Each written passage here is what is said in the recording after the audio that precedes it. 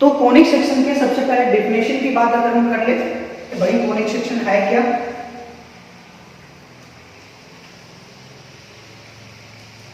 Conic section, तो conic section का definition होता है अ locus of a point, a locus of a point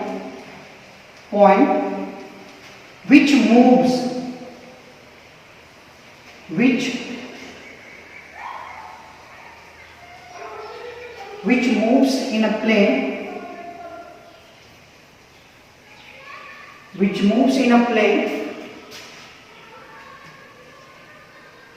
moves in a plane, such that its ratio of a distance from fixed point to the perpendicular distance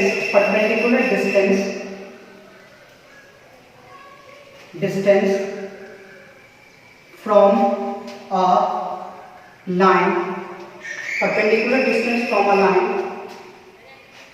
line is a constant is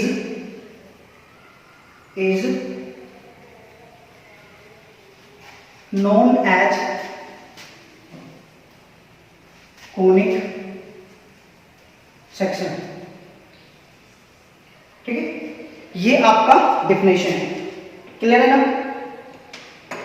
तो यहां पे क्या definition है conic section का? चलिए देखते हैं क्या लिखा है। अ locus of a point which moves in a plane such that its ratio of a distance from fixed point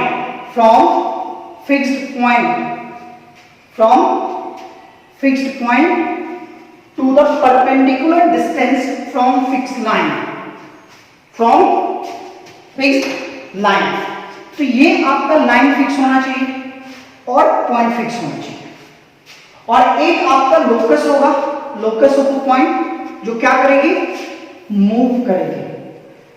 किसमें भाई? तो प्लेन में, इन अ प्लेन। तो अगर मैं इस डेफिनेशन को देखता हूं तो हम इस डेफिनेशन के बिहाफ पे एक डायग्राम क्रिएट करते हैं कि भाई आपके पास एक लाइन फिक्स होना चाहिए जिसको हम क्या बोलेंगे? डायरेक्ट्रिक्स।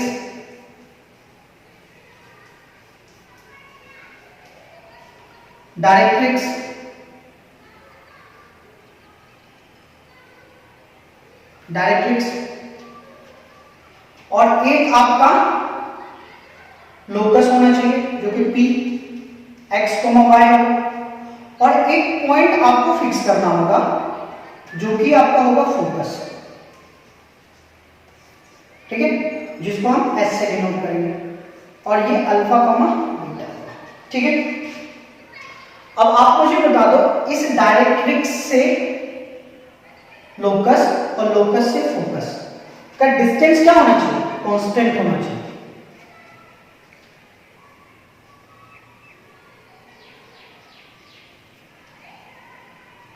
तो यहां से देखो P S equal to P M, किसके इक्वल होना चाहिए भाई?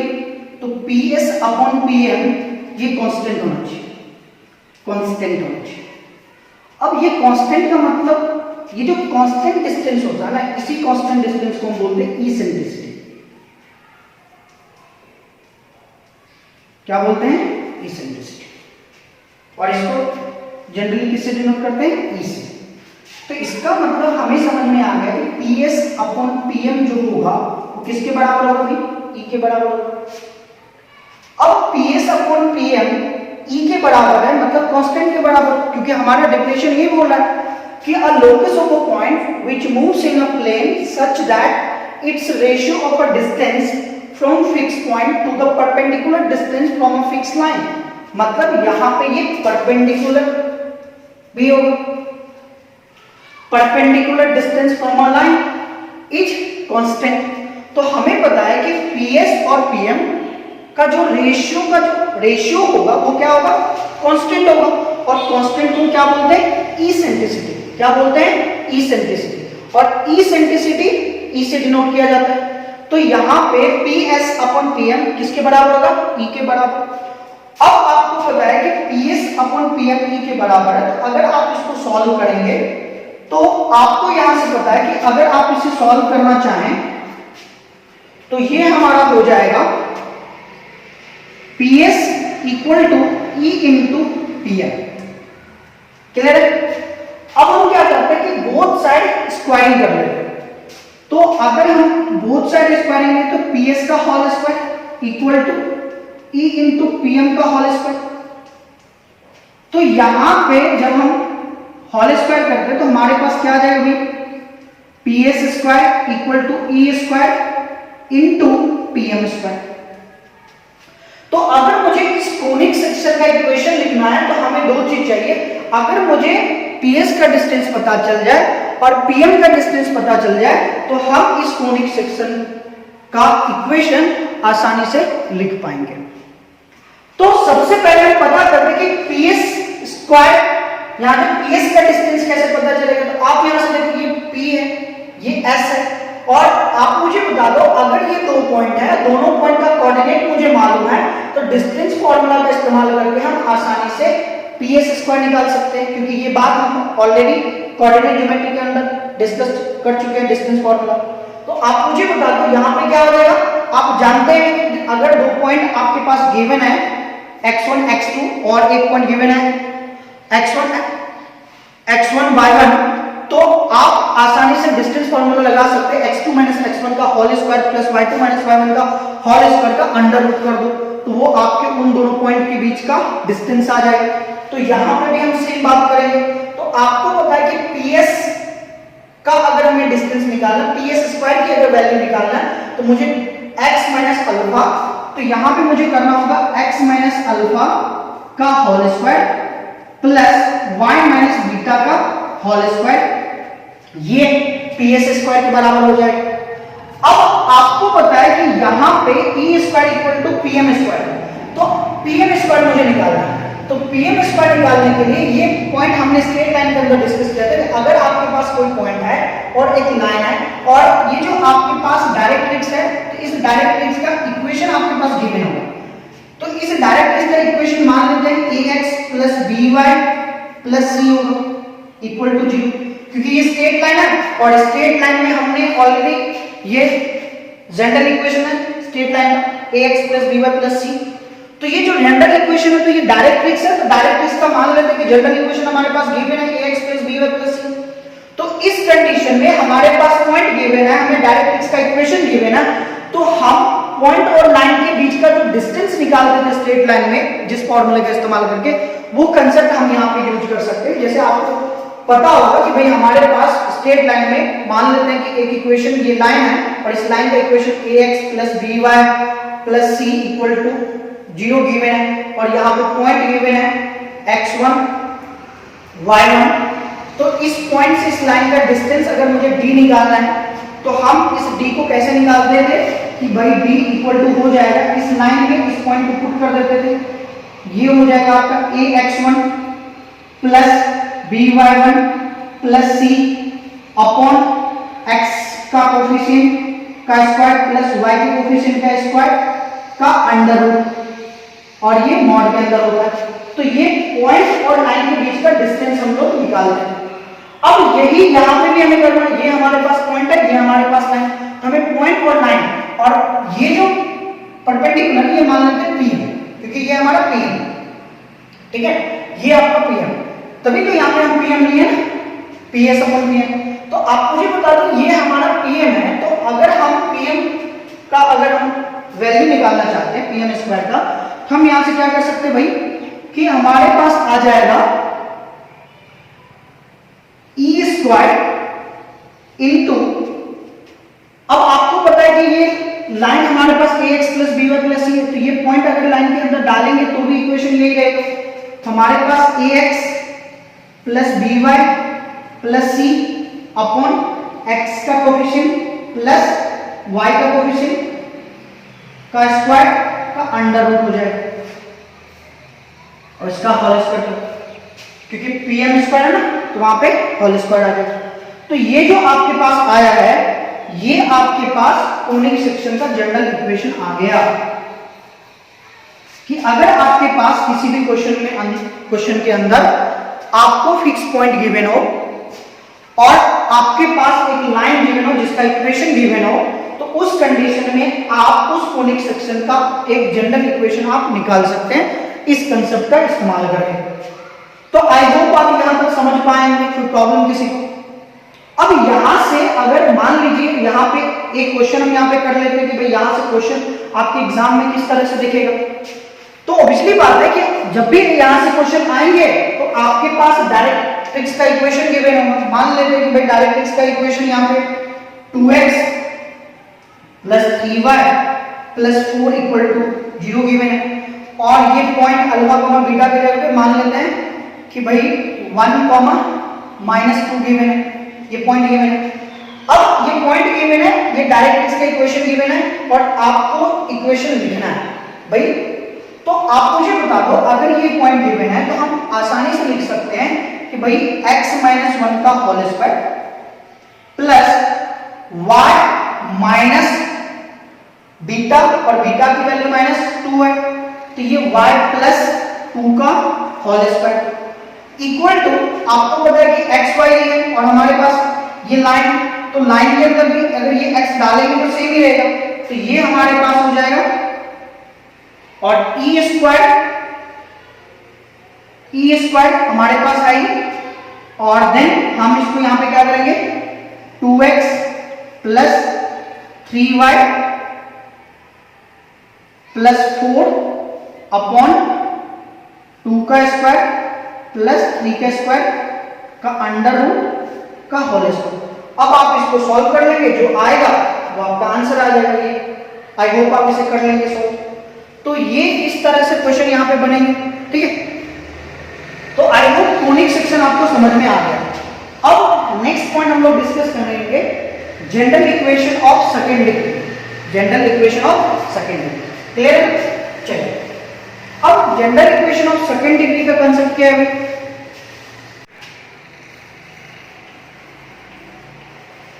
General equation of second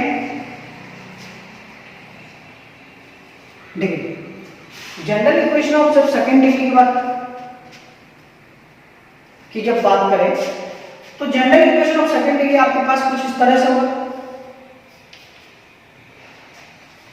ax square plus 2hxy plus by square plus 2gx plus 2fy plus c equal to 0।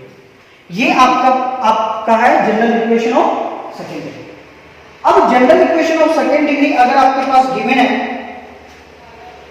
तो ये जब आपके पास गिवन होता है तो आप याद रखना कि ये जो general equation of second degree है ये डिफरेंट कंडीशन पे पेयर ऑफ स्ट्रेट लाइन को भी रिप्रेजेंट करता है, ये सर्कल को भी रिप्रेजेंट करता है, ये पैराबोला को भी रिप्रेजेंट करता है, ये हाइपरबोला को भी रिप्रेजेंट करता है और ये एलिप्स को भी रिप्रेजेंट करता है।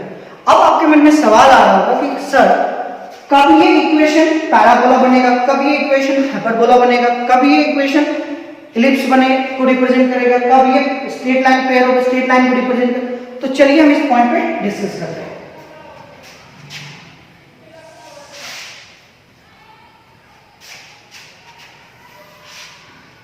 देखिए अगर general equation of second degree की बात करें तो पेयर ऑफ स्ट्रेट लाइन को ये तब रिप्रेजेंट करेगा जब आपका डेल्टा किसके बराबर होना चाहिए, 0। पहला कंडीशन तो आपका डेल्टा क्या होना चाहिए, 0 के बराबर होना चाहिए। और दूसरा कंडीशन होता है कि डेल्टा अगर 0 है तो स्क्वायर जो होगा वो ग्रेटर देन या इक्वल टू होना चाहिए किसके भाई, ए बी के। अब आपके मन में सवाल है कि ये आंसर ये डेल्टा क्या है, तो डेल्टा याद रखिएगा ये डेल्टा है A G A H G F B H G F C, ये आपका डेल्टा है, ये आपका क्या है, डेल्टा है। अब अगर इसको जब आप इस डिटरमिनेंट को जब आप सॉल्व करेंगे तो सॉल्व करने के बाद ये डेल्टा आपका 0 होना चाहिए। अब आप बोलोगे सर ये कैसे हमें याद रहेगा, तो यहां पे देखिए ए का ए क्या है भाई, एक्स स्क्वायर का कोएफिशिएंट है, एच क्या है भाई, तो एक्स वाई के कोएफिशिएंट का आधा है, जी क्या है भाई, तो जी आपका एक्स के कोएफिशिएंट का आधा है, और यहाँ पे h क्या है, तो ऑलरेडी एक्स वाई का कोएफिशिएंट का आधा है, b क्या है, तो b आपको पता है कि y स्क्वायर का कोएफिशिएंट है, f क्या है, तो आपको पता है कि y के कोएफिशिएंट का आधा है, और इसी तरह से c आपका कांस्टेंट है। अब इसको याद रखना भी आसान है, आपको क्या रखना है कि भाई जो डायगोनली होगा वो abc होगा, abc डायगोनली क्या है, abc, और उसके बाद hgf, यहां पे देखिए h g और f आपको एज इट इज लिख देना, और hgf और यहां पे भी hgf और यहां पे भी hgf आपको ऐसे लिख देना।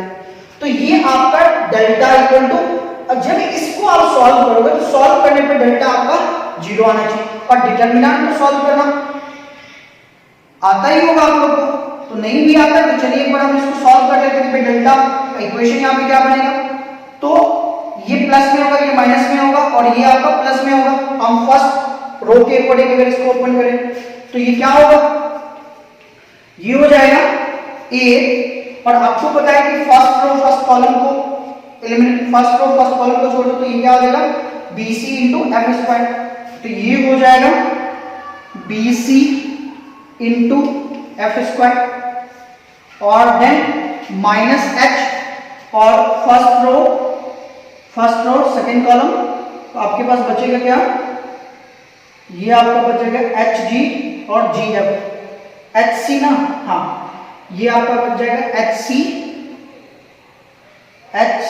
और gf,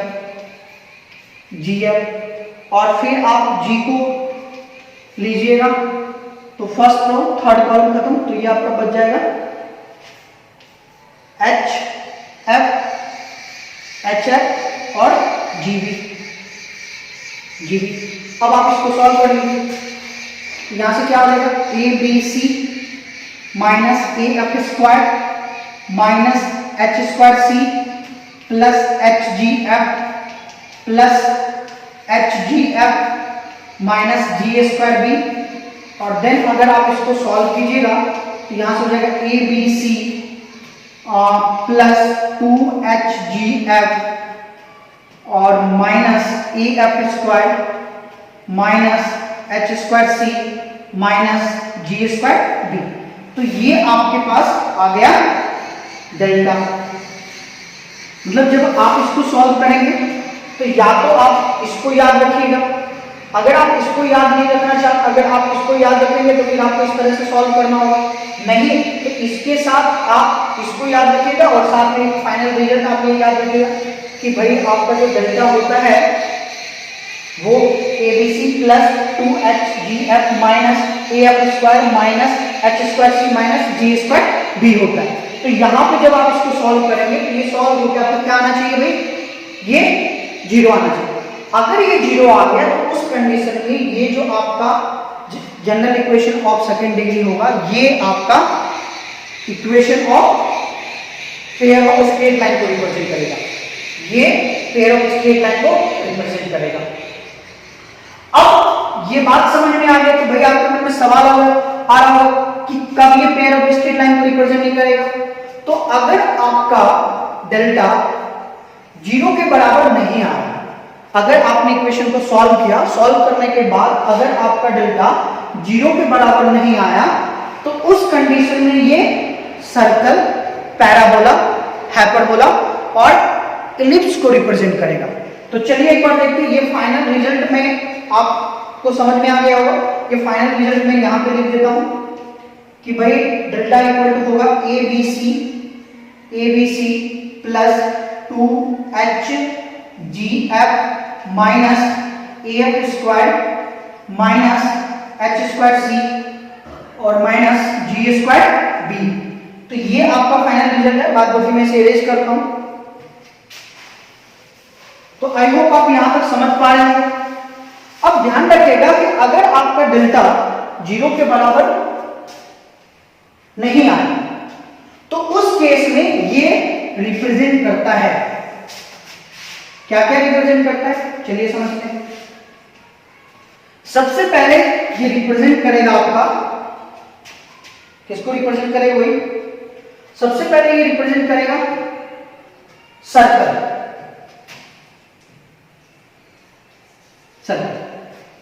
सर्कल को कब रिप्रेजेंट करेगा, तो सर्कल को रिप्रेजेंट करने के लिए सबसे पहला कंडीशन जो है, सर्कल को तब रिप्रेजेंट करेगा जब आपके पास एक्स स्क्वायर का कोफिशिएंट और वाई स्क्वायर का कोफिशिएंट इक्वल होना चाहिए, और ये कभी भी 0 के इक्वल नहीं होना चाहिए।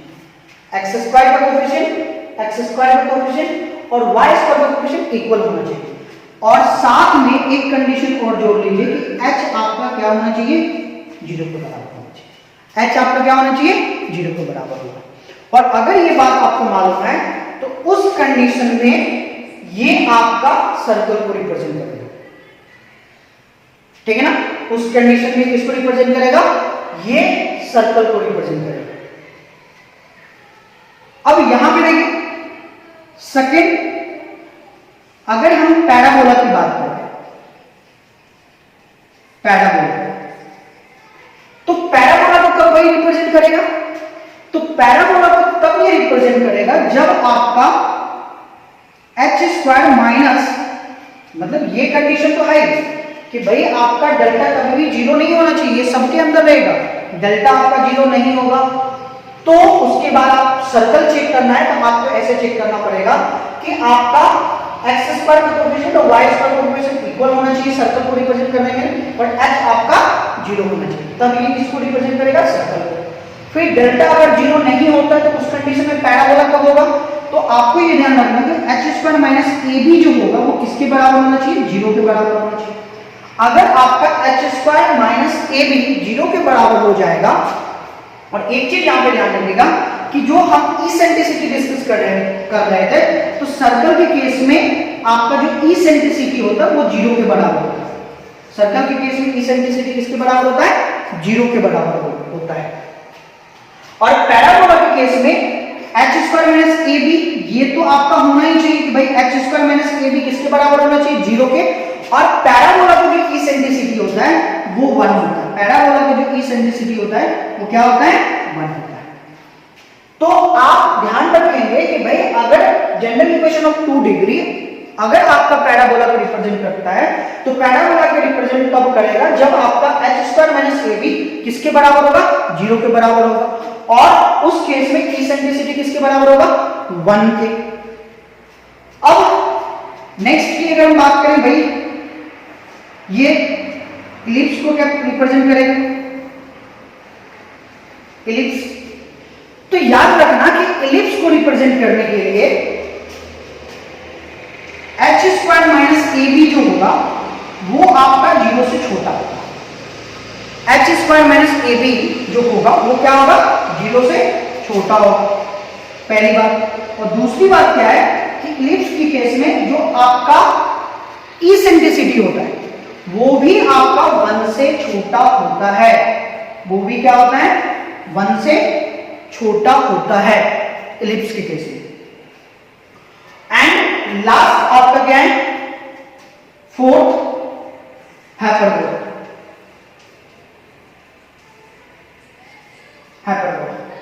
अब ये general equation of 2 degree hyperbola को कब रिप्रेजेंट करेगा, तो हाइपरबोला को रिप्रेजेंट करने के लिए फर्स्ट कंडीशन है कि आपका h स्क्वायर माइनस ab जो होगा वो बड़ा होना चाहिए किससे, 1 से। चलो बड़ा होना चाहिए किससे, 0 से। 0 से क्या होना चाहिए, h स्क्वायर माइनस ab क्या होना चाहिए भाई, 0 से बड़ा होना चाहिए, पहला कंडीशन। और दूसरा कंडीशन ये है कि भैया जो हाइपरबोला का इसेंट्रिसिटी होता है वो हमेशा 1 से बड़ा होता है और 0 से छोटा होता है। सॉरी, हाइपरबोला का जो होता है वो आपका 0 से बड़ा और 1 से,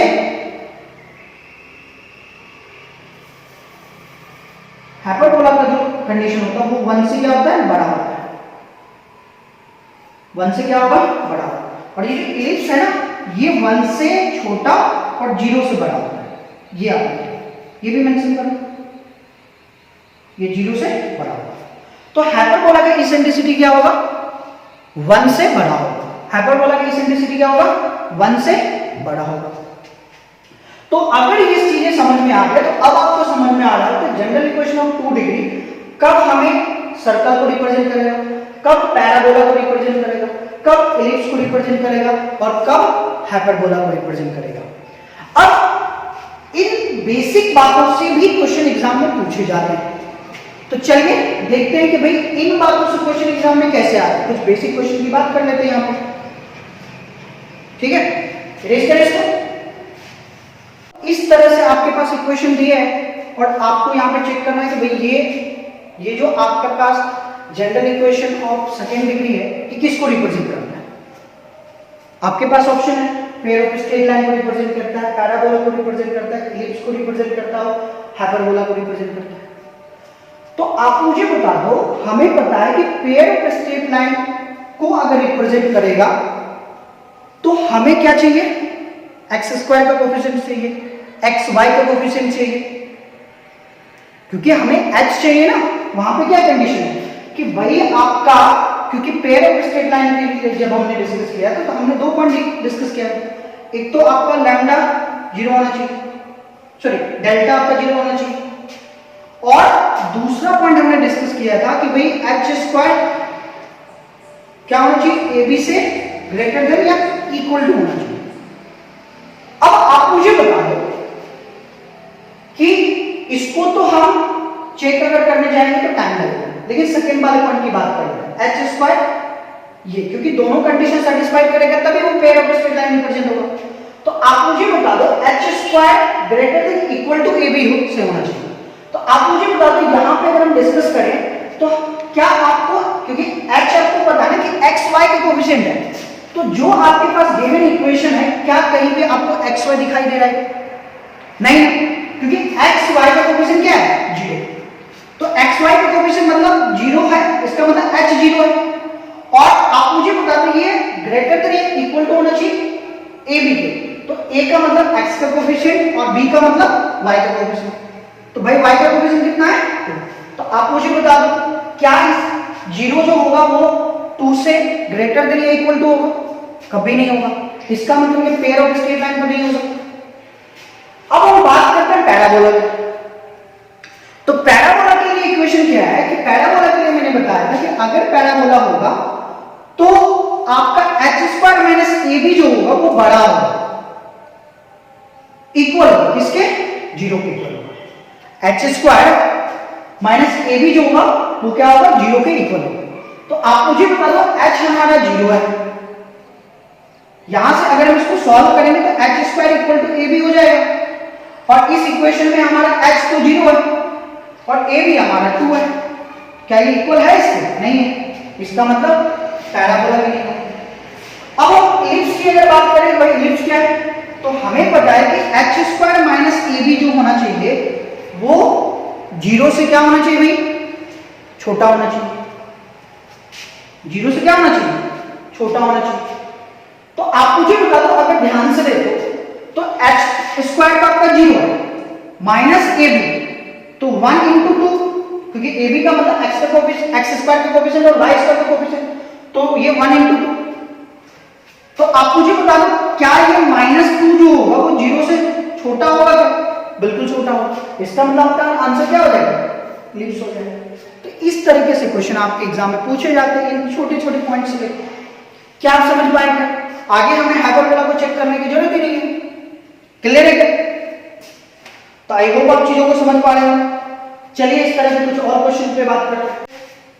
the equation x square minus 4xy plus 4y square minus 26x plus 2y plus 44 equal to 0 represent a circle, a parabola, a hyperbola and ellipse. अब आप मुझे बता दो, अगर हमें बेसिक चीज पता है तो क्या हम इस चीज को रिप्रेजेंट कर सकते हैं, सॉल्व कर सकते हैं आसानी से? क्योंकि सबसे पहली बात, पेयर ऑफ स्ट्रेट लाइन है नहीं तो पेयर ऑफ स्ट्रेट लाइन को चेक नहीं करना है।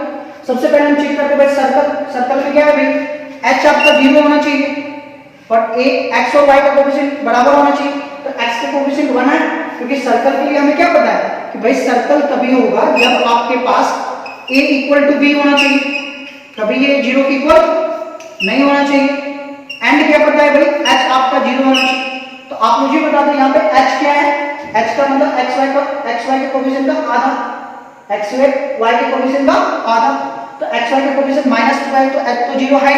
इसका मतलब भाई कि अगर सॉरी ये हाँ सर्कल का है तो उस कंडीशन में आपका h तो -2 आ रहा है ना, इसका मतलब ये सर्कल तो हो ही नहीं सकता।